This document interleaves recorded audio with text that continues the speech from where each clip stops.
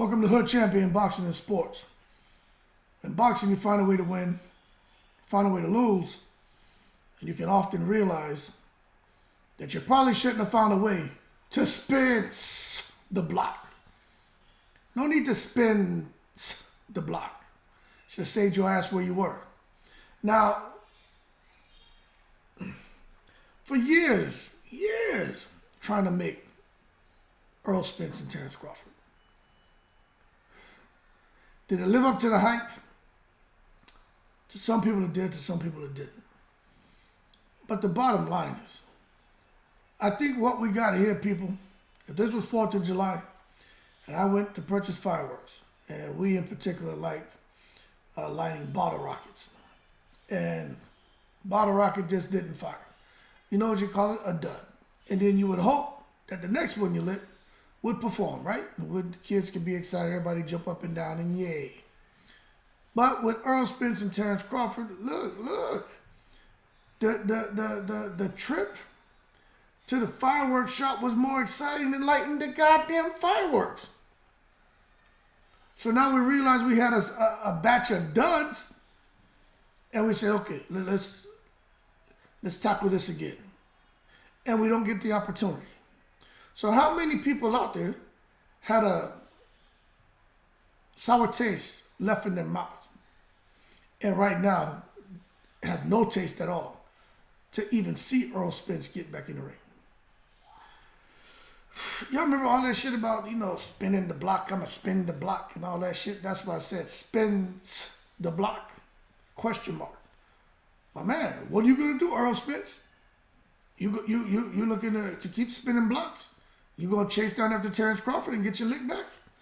Or you just going to chill out there on your farm out there, man, and nestle underneath them goats and cows and drink milk straight from the udder? What are you doing? Because I'm going to tell you, as a boxing fan, I think we all deserve to hear something from somebody. The boxing fans are the ones that put a lot of money into these guys' pockets. So at least they can do is come out and say, hey, this is what the hell is going on.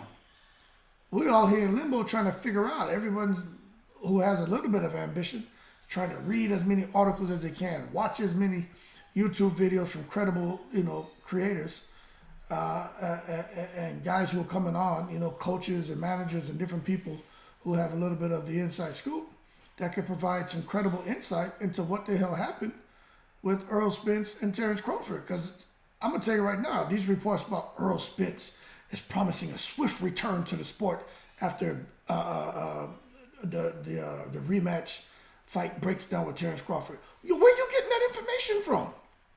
What swift return for Errol Spence to the sport of boxing? Where are you getting that shit from? My man couldn't return to fight Terrence Crawford. Now there's going to be a swift return to the sport of boxing now that the Terrence Crawford fight is off the table? Let me tell you something. I just don't believe that to be true when it comes to Errol Spence. Now, I do think Errol Spence has incredible patience. I think Terrence Crawford has incredible patience. And I think that there still may be an opportunity for those guys to maybe at some point negotiate for the rematch. But the pay-per-view numbers are going to be critical for those guys, man.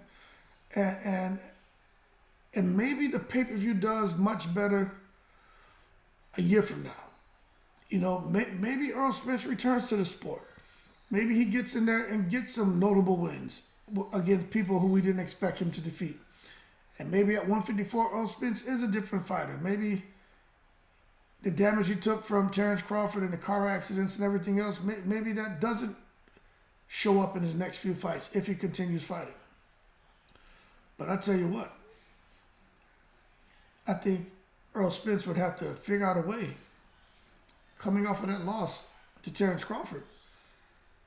I don't know if wins would be enough for him to negotiate a really good deal for himself. You know what I'm saying? The thing with fighting is when these fighters, once they go missing, man, and they get off the radar, fans tend to forget about them.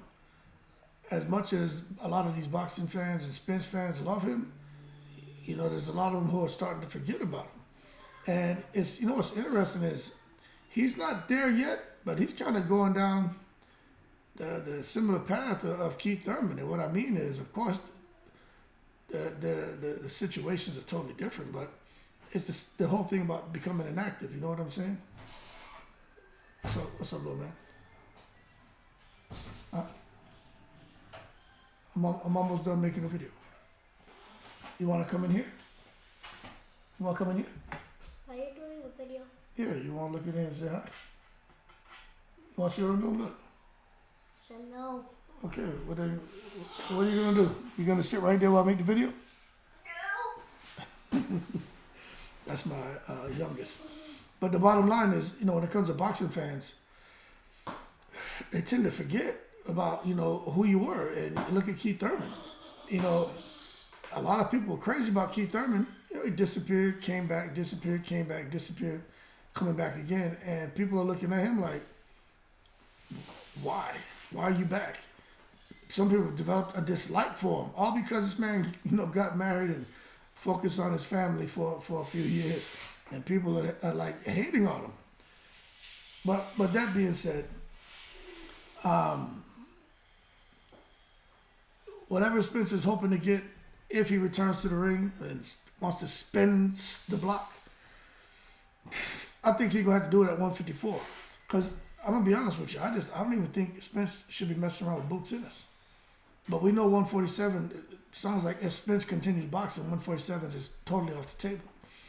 But at 154, there's still some guys up there. If I'm not sure who Errol Spence should cut his teeth on. Before it was like Eric Lubin, that would be Spence should dominate him. Lubin is not young; he's kind of getting out of his prime now. All those guys are getting out of their prime years. We know there's some fighters that can go on to the late 30s and 40s and still look like they're 22. That's just not normal. I'll tell you that right now. I don't care about the genetic shit and all that. It's just not normal.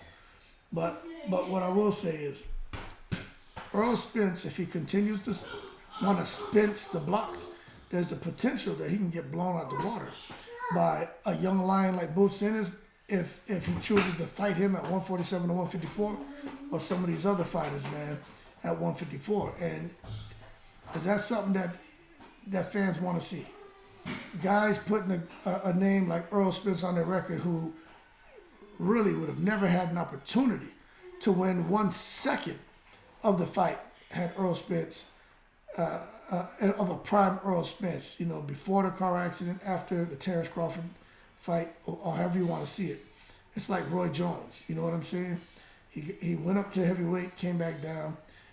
Some reason was never the same after that, started getting clipped. There are several fighters that have Roy Jones' name on their resume as wins that more than likely would have never ever had that win on their records. One of them in particular is Antonio Tarver. Like that's his. I watched all of his fights, right? But that's the notable win for Antonio Tarver.